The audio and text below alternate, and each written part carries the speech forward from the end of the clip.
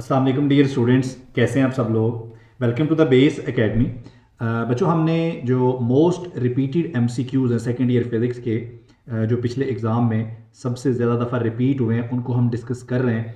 और आज इस लेक्चर में हम चैप्टर नंबर 18 और चैप्टर नंबर 19 के एमसीक्यूज़ डिस्कस करेंगे। यानी कि इलेक्ट्रॉनिक्स है हमारा चैप्टर नंबर 18 और मॉडर्न फिजिक्स है हमारा चैप्टर नंबर 19। तो इसमें जो मोस्ट इंपॉर्टेंट एमसीक्यूज़ हैं, यानी कि वो एमसीक्यूज़ जो पिछले बोर्ड एग्जाम्स में, इसमें सारे बोर्ड्स की बात हो रही है, ठीक है जी। पंजाब के जितने भी बोर्ड्स हैं उनमें वो एमसीक्यू जो सबसे ज़्यादा दफ़ा रिपीट हुए हैं उनको हमने निकाला है और उनको हम यहाँ पे सॉल्व करेंगे लाइव और डिस्कस भी करेंगे। ना सिर्फ सॉल्व करेंगे बल्कि कॉन्सेप्ट भी उसका डिस्कस करेंगे, ताकि अगर उससे रिलेटेड भी कोई दूसरा एमसीक्यूज भी आ जाए तो आप उसको सॉल्व कर सकें। तो बच्चों, पहला एमसीक्यूज हमारे पास आ रहा है, the potential barrier for germanium at room temperature.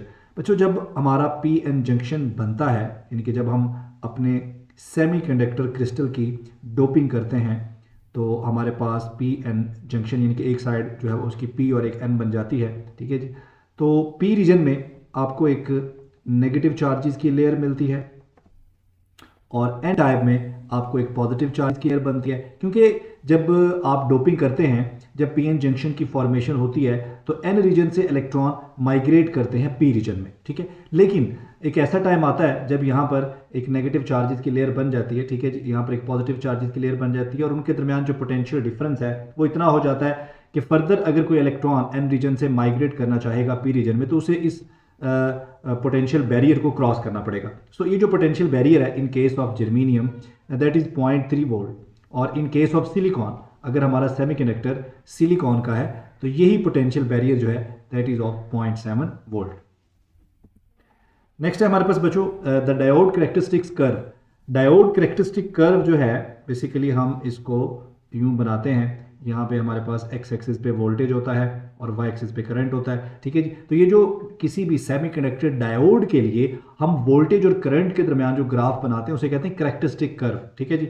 तो फॉरवर्ड बाइस के लिए ये कर्व जो है ये कुछ ऐसे होता है, ठीक है जी, और रिवर्स बाइस के लिए ये कर्व जो है कुछ ऐसा होता है, ठीक है। सो ये बेसिकली एक ग्राफ है between voltage and current. So option B is correct. Next है बच्चों हमारे पास the central region of a transistor. आपको पता है कि ट्रांजिस्टर भी बेसिकली हमारा एक सेमीकंडक्टर क्रिस्टल ही होता है, ठीक है जी। लेकिन इसकी डोपिंग ऐसी की जाती है कि हमें या तो हमें दो तरफ इसकी साइडों पे दो एन मिलते हैं और उनके दरमियान एक सैंडविच हुआ होता है पी, इसको बोलते हैं एन पी एन ट्रांजिस्टर या पी एन पी ट्रांजिस्टर भी हो सकता है, ठीक है जी। तो ये वाला हिस्सा जो है इसका एमीटर कहलाता है, ये कलेक्टर कहलाता है, और जो दरमियान वाला सेंट्रल रीजन है ये बेस कहलाता है। बेस जो है इसकी डोपिंग आमतौर पर इमीटर और कलेक्टर दोनों से कम की जाती है, बेस का जो साइज है वो भी कम होता है। तो यहाँ पर जो एमसीक्यूज है इसके मुताबिक हमारा ऑप्शन क्या है जी, base.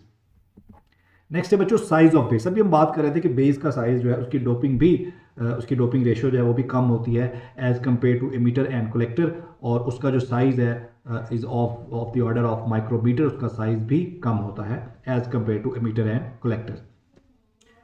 N expression for current gain. बच्चों, ट्रांजिस्टर की जो करंट गेन है उसको हम बीटा से रिप्रेजेंट करते हैं और that is equal to I C over I B, यानी कि रेशियो ऑफ कलेक्टर करंट और बेस करंट। तो ये हमारे पास जो करेक्ट ऑप्शन है ऑप्शन डी है।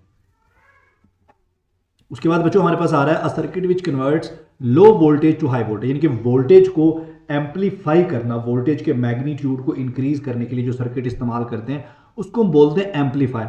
बच्चों, हमारे पास एम्पलीफायर बहुत सारे टाइप के हो सकते हैं, जैसे हमारे पास जो है वो ट्रांजिस्टर को भी हम एज एम्पलीफायर यूज़ करते हैं, इसके अलावा हमारे पास ओपी भी हम उसको एम्पलीफायर के तौर पर इस्तेमाल करते हैं, ठीक है। तो कोई भी ऐसा सर्किट जो वोल्टेज के मैग्नीट्यूड को बढ़ाने के लिए इस्तेमाल किया जाता है, ठीक है, उसे हम एम्पलीफायर बोलते हैं।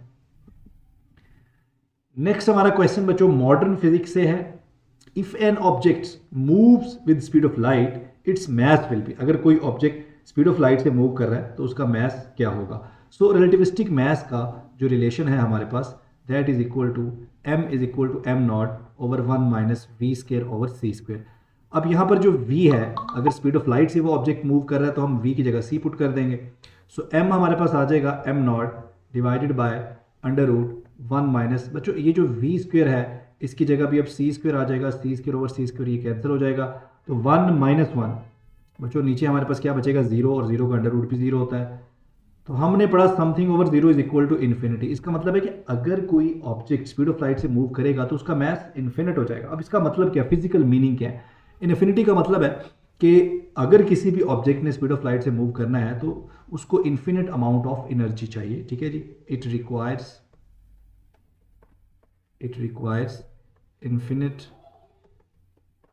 infinite amount of energy, ठीक है। मैस इन्फिनिट होने का मतलब ये नहीं होता कि उसका साइज बड़ा हो जाएगा, वो फैल के पहाड़ बन जाएगा, नहीं, ऐसा नहीं है, ठीक है। इससे मुराद है कि हमें इतनी एनर्जी चाहिए अगर हम उसको स्पीड ऑफ लाइट से मूव करवाना। ऑब्वियसली उसकी जो, जब आप उस ऑब्जेक्ट को पे इतनी एनर्जी अप्लाई करेंगे तो उसके एनर्जी कंटेंट्स भी बढ़ जाएंगे, ठीक है। नेक्स्ट है जी हमारे पास 0.1 kilogram mass will be equivalent, ठीक है। हमने पढ़ा Einstein famous relation energy mass equivalence, ठीक है। सो इसमें अगर मैस को पुट किया जाए 0.1 और सी की वैल्यू पुट की जाए 3 × 10⁻8 का स्क्वायर, तो बच्चों ये तकरीबन 9 × 10⁻15 जूल्स, ठीक है।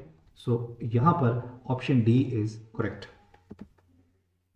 नेक्स्ट है बच्चों, if black body radiation at low temperature पे ब्लैक बॉडी से आने वाली रेडिएशन किस रीजन में होती है, लॉन्गर वेवलेंथ रीजन में या शॉर्टर वेवलेंथ रीजन में?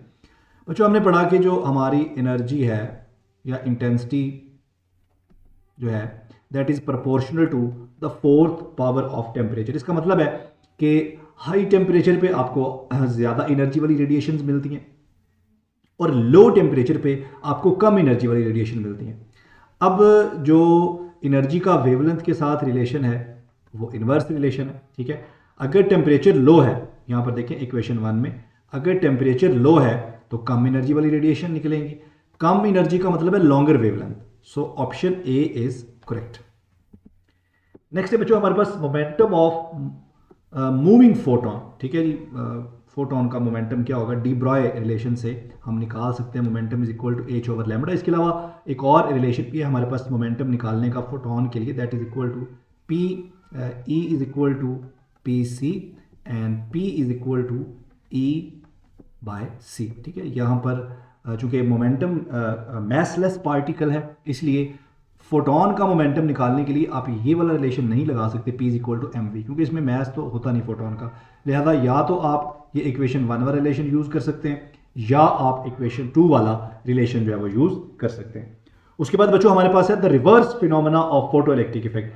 बच्चों हमने फोटो इलेक्ट्रिक इफेक्ट में पढ़ा कि हमारे पास जो है फोटोन आ रहे हैं जी, ठीक है जी, और फोटोन आके जनाब हिट करते हैं मेटल सरफेस से, वहां से इलेक्ट्रॉन्स निकलते हैं। लेकिन एक्सरे प्रोडक्शन में क्या होता है, इलेक्ट्रॉन जब किसी टारगेट को हिट करते हैं तो वहां से फोटॉन्स निकलते हैं। So x-ray production is the reverse process of photo electric effect. उसके बाद हमारे पास है बच्चों photo electric effect was explained by, photo electric effect किसने एक्सप्लेन किया था? फोटो इलेक्ट्रिक इफेक्ट को सबसे पहले स्टडी किया था हर्ट्ज ने, लेकिन उसकी जो एक्सप्लेनेशन है, ठीक है जी, on the basis of quantum mechanics, on the basis of modern physics, वो किसने दी थी? आइंस्टाइन ने, जिसपे उसको नोबेल प्राइज भी मिला था। सो यहां हमारे क्वेश्चन में जो ऑप्शन बी है वो करेक्ट है। उसके बाद हमारे पास है जी maximum kinetic energy of photo electrons depends upon, ठीक है जी, फोटो इलेक्ट्रॉन्स जो होते हैं फोटो इलेक्ट्रिक इफेक्ट में उनकी एनर्जी, काइनेटिक एनर्जी किस पर डिपेंड करती है? अब देखें एक फोटोन जो है इट कैन इजेक्ट 1 इलेक्ट्रॉन। सो जितनी ज्यादा एनर्जी फोटोन की होगी उतनी ही ज्यादा काइनेटिक एनर्जी इलेक्ट्रॉन की भी होगी। अब फोटोन की काइनेटिक एनर्जी किस पे डिपेंड करती है? काइनेटिक एनर्जी ऑफ, अब फोटोन जिस लाइट से वो ताल्लुक रखता है उस लाइट की जो एनर्जी है that is proportional to the frequency. इसका मतलब है आप ज्यादा फ्रीक्वेंसी वाली लाइट यूज करोगे उससे ज्यादा एनर्जी वाला फोटोन निकलेगा। अब वो ज्यादा एनर्जी वाला फोटोन जब एक इलेक्ट्रॉन एब्जॉर्ब करेगा तो इलेक्ट्रॉन की काइनेटिक एनर्जी भी ज्यादा होगी। So maximum kinetic energy depends upon, directly depends upon the frequency of light used.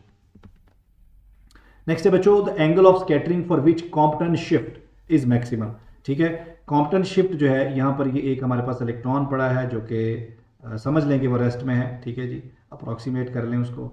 ये एक फोटोन आके इसको हिट कर रहा है, तो स्कैटरिंग के बाद अगर ये फोटोन उसी डायरेक्शन में वापस जाता है तो यहाँ पर कितना एंगल बनेगा बच्चों? 180। सो कॉम्पटन शिफ्ट जो है that is equal to h over m0 c into 1 minus cos of theta. बच्चों अगर आप कॉस थीटा को 180 पुट करते हैं तो हमें -1 मिलता है, वो -1 और ये माइनस हो जाएगा प्लस, सो आंसर आएगा 2h ओवर एम नॉट सी, यानी कि फोटोन जो है हमारा, उसकी जो स्कैटर्ड फोटोन है उसकी जो वेवलेंथ है उसमें ज़्यादा से ज़्यादा चेंज उस वक्त आएगा जब उसका स्कैटरिंग एंगल जो है वो 180 डिग्री होगा। उसके बाद बच्चों हमारे पास नेक्स्ट है the minimum energy required by a photon to create an electron positron pair. Minimum energy, तो बच्चों आपको पता है कि इलेक्ट्रॉन का जो रेस्ट मास एनर्जी है दैट इज 0.1 MeV। इसी तरह से जो पॉजिट्रॉन है वो इलेक्ट्रॉन का एंटी पार्टिकल है, सिर्फ चार्ज डिफरेंट है, बाकी मास और रेस्ट मास एनर्जी वगैरह तो सेम ही है। सो पॉजिट्रॉन के लिए भी ये 0.51 MeV होगी। सो अगर आप इनको जमा करें तो ये आंसर बनता है 1.02 MeV, यानी कि कम से कम इतनी एनर्जी तो आपको चाहिए ना ये पेयर क्रिएट करने के लिए। अब इस पेयर की काइनेटिक एनर्जी के लिए आपको फर्दर एनर्जी चाहिए, ठीक है, लेकिन यहां पर जो पूछा गया है मिनिमम एनर्जी के बारे में पूछा गया है और वो बनेगी 1.02 MeV। तो बच्चों इसके साथ ही हमारे चैप्टर नंबर 18 और 19 के जो MCQs है वो कंप्लीट हो गए। इंशाल्लाह नेक्स्ट जो हमारा लेक्चर होगा उसमें हम चैप्टर 20 और 21 के करेंगे और फिर उसके बाद मैं इंशाल्लाह आपको इंपॉर्टेंट शॉर्ट क्वेश्चन और लॉन्ग क्वेश्चन के बारे में भी बताऊंगा। थैंक यू सो मच, मिलते हैं नेक्स्ट वीडियो में। अल्लाह हाफिज़।